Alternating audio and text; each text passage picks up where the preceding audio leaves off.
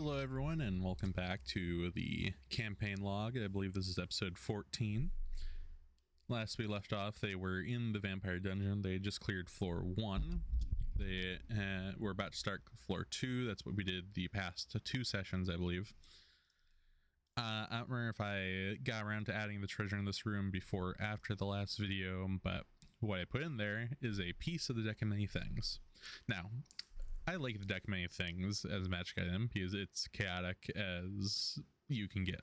It is chaos incarnate and I love it, but it's a bit too powerful for mid to low level characters to get. So what I did is I had the deck, angered some god at some point in the past, and they split it and they couldn't destroy it because they weren't like an elder god or anything. So they just were able to split it into pieces that spread across the multiverse, and then you hand those pieces out one at a time.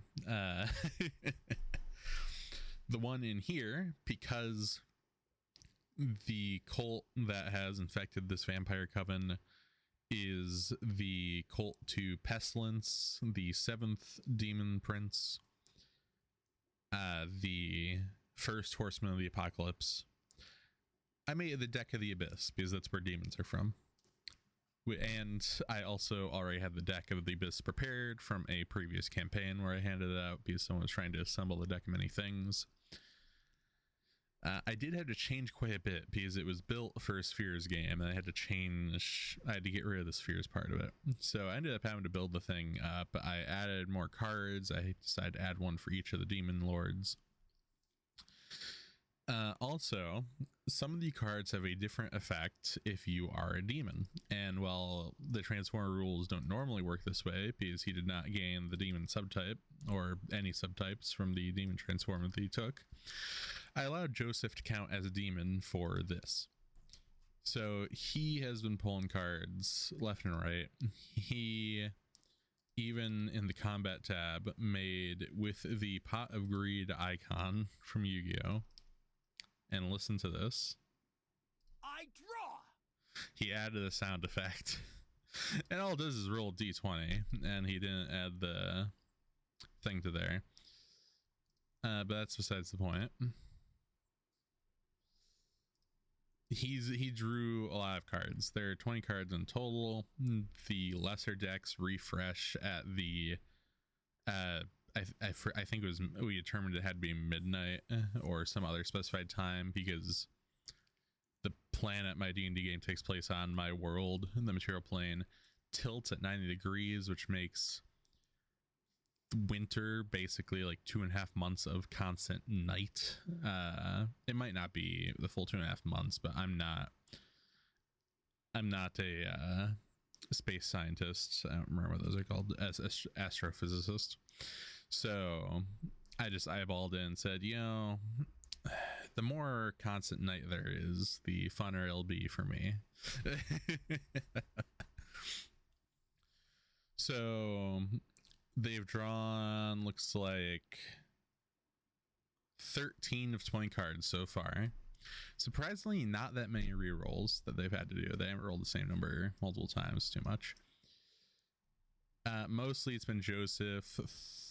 I think 2 others have drawn cards. Victor drew a card. He went insane because he drew Jubilex number 1, the first card, so nat 1 on a d20, and it's as the insanity spell, so it's a confusion chart. 25% chance to do a d8 plus strength damage to yourself, attack nearest creature, act normally, or do nothing and just stand there drooling.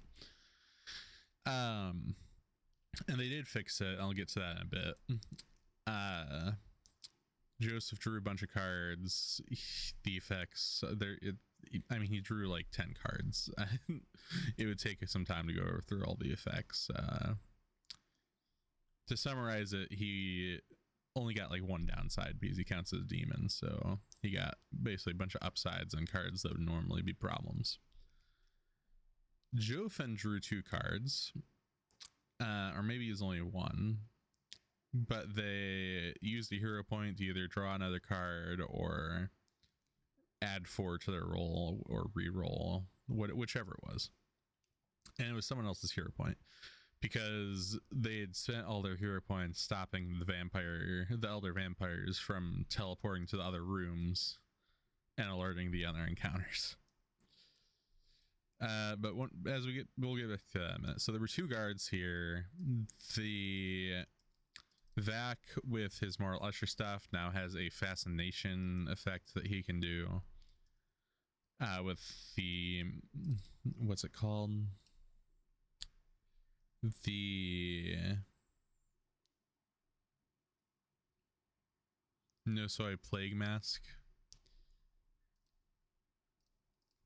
So he fascinated them, walked over here so that way they could not see behind them. The monk came through and basically just, one or two shot them with a flurry of blows and all that. So they basically assassinated those two without starting initiative. These four here are just the ones I use to keep track of initiative. Down here, there were a bunch of banshees and let's see, it was 6 of the direwolf Zambies, which were specifically designed to deal with the monk, who's permanently invisible and has a ridiculously high AC.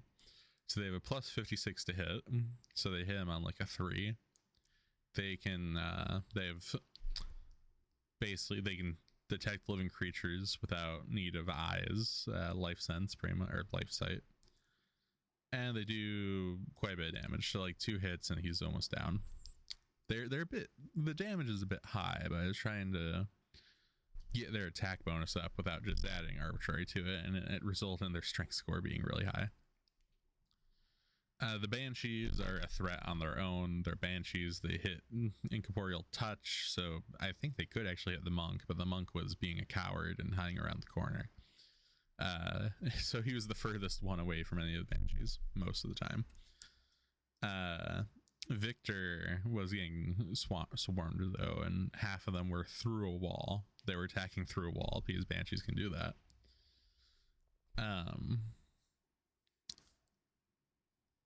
I don't know if I have Minecraft running in the background for Sky Factory. I don't know if you guys just heard a creeper explosion go off. I guess I'll get to find out later. Where was it? Right, so they took care of that encounter without learning the rest, just due to distance and through a thick stone wall penalties. Destroyed the coffins that were in locked rooms, so with only a handful of exceptions, none of these vampires are coming back. Their coffin was destroyed. They are slain. They are gone for good. Now in here, we covered this last time. We had some vampires in here drinking wine. There were some in here organizing wine. There were ones in here watching. There were elders in here with a couple of the dogs watching an entertainment show, being probably, I don't know, comedy, singing, whatever. Doesn't matter. The two are on stage. The players didn't find out. There were ones in here eating and drinking, and then ones in here doing religious culty stuff. So they went into this room first. They spent like 4 or 5 hero points just to spend standard actions to attack the ones that were trying to teleport away that were going to alert other encounters, and they managed to do that for the entire first session. The second session, and there was also a trench dug that I've gotten rid of the thing for, but Vac just dug a trench under like 4 vampires. Luckily, because of how high level they are, even though they're not specialized in it, they succeeded their acrobatics check. Only like 1 of the 4 fell prone. The monk knocked a lot of them prone though, and he kept complaining that, man, why can't I knock them prone when they're sitting in a chair? And it's like, because they're not standing. So he just had to spend attacks breaking the chairs, which means that he didn't get his trip build stuff. So he only got like 1 AOO for them falling prone, instead of 3 that he would normally get with all his stuff. So we have discovered the monk's weakness: chairs and arbitrarily high attack rolls, specifically designed to get him. Now Victor has had to miss 2 sessions, which he went insane anyways, so he did not mind. He should be here tonight. We'll see. They've yet to actually enter the church room. If I go to the walls here, Vac dug a bunch of the walls out. So that way the enemies can stop hiding behind them and throwing fireballs around the corner.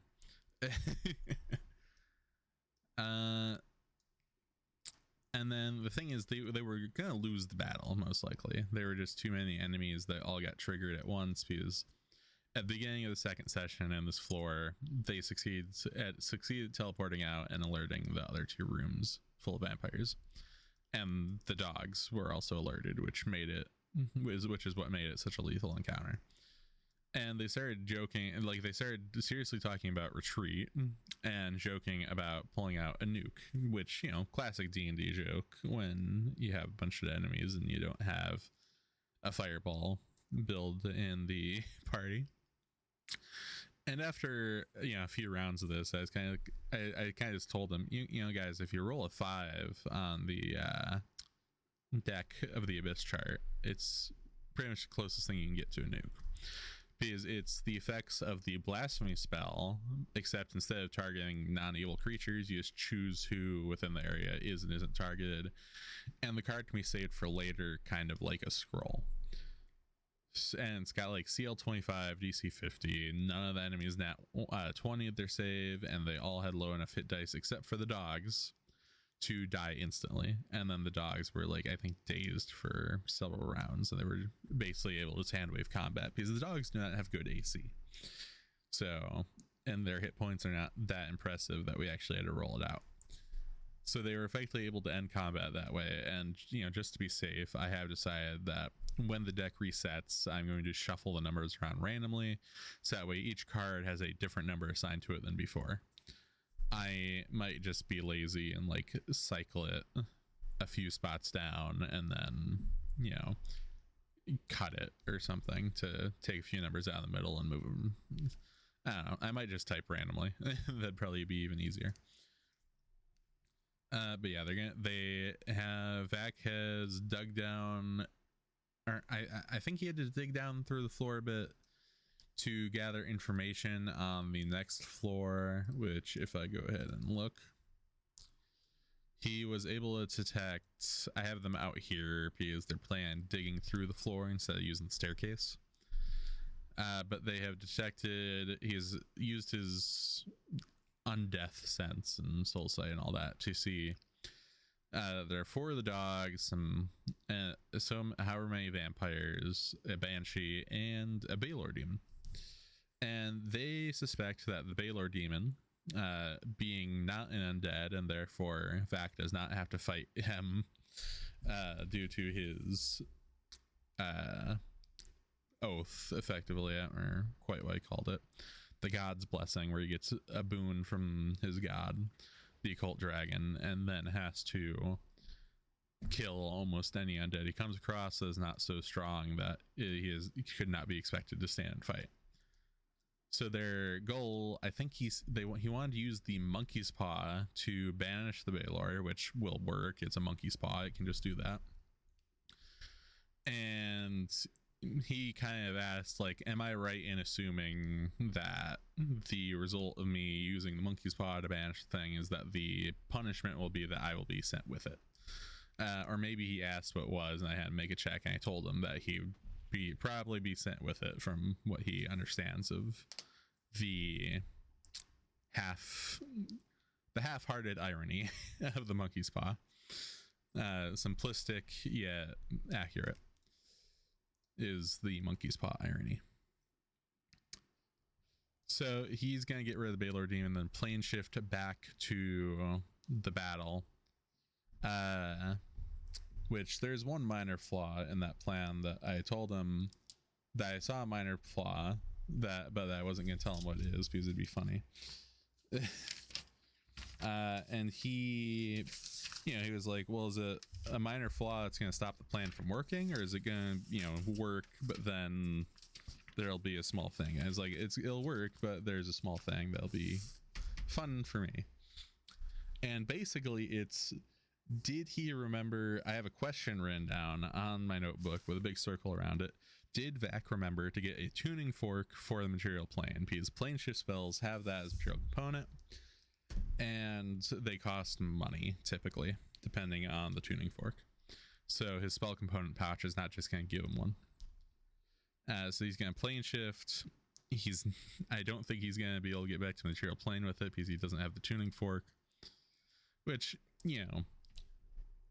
them costing money is not a default rule. It's just a recommended rule, optional rule for planar travel campaigns, which this is one, and I've always known that they will. And it is a bit bad sportsmanship not telling him, but there is good news. He is not going to be stuck in the abyss, because in my world, when you use plane shift or other planar travel that specifies a destination and you don't have the appropriate tuning fork, you end up in limbo, which normally would be a bit of an issue, because the normal way out of limbo is to go to the bottom of limbo and go in the lowest lake, which I think I gave it some special name, but I don't remember what it was. It was like the first lake or the final lake, something overly dramatic and not very creative. But importantly, it will send you back to your home plane, within a couple miles of where you pop in, of where you live. It's very accurate, much more accurate than plane shift spell, and is effectively the universe's failsafe of if someone gets lost in a dimension without the right plane shift fork. Now, the thing is, something that'll speed up him so it doesn't have to go through a full quest of trekking through limbo. His levels. So they've leveled up twice in this dungeon so far. They're level 14. He went ahead and leveled up Envoy of Balance this level instead of Mortal Usher, because there wasn't really anything he was gonna get that he could actually, like, he'd get a Reaping Strike die, the Morgna wrappings, but thing is, he'd have to go buy one and then apply the thing to it. So there, mid dungeon, it was more useful to go get Envoy Balance level, and it's a good thing he's done that, because that puts him at 10 effective levels of Cleric or similar class, because he's got 5 of Cleric, 2 of Envoy of Valence, which is just a divine casting class. It's, a cleric themed prestige class for neutral, and then each of the even Mortal Usher levels, which is 3 counting towards Envoy of Balance, which puts him at 10 effective cleric levels, which in my world makes him a specific rank. It's not important. Point is, he is a significant cleric. He is a priest of an elder god, so luckily for him, he's not gonna have to trek all the way through limbo. I'm gonna have him roll a percentile and hope it doesn't roll a 1 or something. Something high enough that it seems like there was a chance of failure, but there really isn't. He is going to end up being noticed by one of the 7 I believe it's Proteans in limbo. Yeah, Protean lords in limbo. I'm gonna have him roll a d7 to see which one notices him popping into the plane without a tuning fork, which I guess there probably wouldn't be a tuning fork for limbo, since you don't need one, clearly. But they're basically gonna drag him in. He might have to make a deal. I assume that's what he's gonna suggest and attempt, and there might be a small amount of role play before that, but he's gonna be trying to rush back to the battle. The thing is that some planes have time passing and gravity and whatnot of different speeds, and limbo is the plane of chaos, so it's gonna be a bit random and not make much sense. Additionally, I get to drop the line, don't set anything down, or at least and take your eyes off it. Object permanency isn't really a thing here in limbo, which, he's probably not going to set anything down, but it's a fun little it'll make him feel the chaos, so to speak. So he'll be there, and then I'll have him roll to see how time was affected. So he might not rejoin the battle for a good, hour, at which point the battle will likely be over. Or preferably, no time will have effectively passed except for his time spent in the abyss, where time is normal. At least in most parts of it. So, like, a round or two. And then there's always the very slim chance that days have passed, which will be hilarious and amazing. So I'll make a percentile chart for it after I finish recording the video. But we'll see what happens and which of the Protean Lords he meets. Because depending on which one it is, they're going to have different wants. I mean, listen to some of these names on these guys. You got the Source of All Lies, Puppeteer, the Master of Drama, Holder of the Unknown, Riot, the Beast of Storms, Revelry, the Party Animal, the Unchecked Growth, and of course, the most powerful of them, the Ruling Jester. So yeah, we'll see what happens. Which one he gets, what they want, I'll probably have to either come up beforehand for all of them or come up with it on the spot. And then they can just send him back or give him the appropriate tuning fork, whichever. How many plane shifts does he have prepared? Just the one. So yeah, they'll have to send him back directly instead of giving him a tuning fork. Now let's see. I feel like I'm forgetting something. Their plan is to drop in through the ceiling with a silence spell to hide the sound of the burrowing. Right, yeah. So at the end of the last session, they decided to teleport out to the church and get some healing. So, they can spontaneously cast cure spells. They're clerics, so they should all be at full health. I'll remind them that at session start to go back to full health. And because they need some more specific spells, they had to wait 15 minutes for the clerics to prepare spell slots that were left unprepared in the morning. And so these guys are gonna have like several rounds to buff, I think. So I don't think they really have that many buffs on them, Octo and Lady Valencia might, but I'll figure that out later. I'm not gonna bother with the Baylor demon piece. He's gonna be banished, so but yeah, and then of course they also had a heal spell put on Victor to cure the insanity, or maybe as a lesser spell that can do it. I don't know. Point is, he's not insane anymore, and he no longer has to miss sessions, so it'll be convenient. I don't think they had any other conditions on them really, so it should be good. They do have one other condition. So one of the cards drawn triggered 3 wild magic events from the universal table in Spheres of Power. The one that has a lasting effect that will last a while, I think it was like hours or days per caster level. All creatures in close range now become frightened if they see a mouse. Fun times. Not that it will come up, but I thought it was pretty funny. Anyways, that about covers it for the last 2 weeks and the prep for this session. I will see you guys when I get around to making another one of these. It might be a while, but I'd like to make them more often, because as soon as they're done with this, they're going back into downtime. So it's kind of, if they finish this in one session, then there'll be a video next week.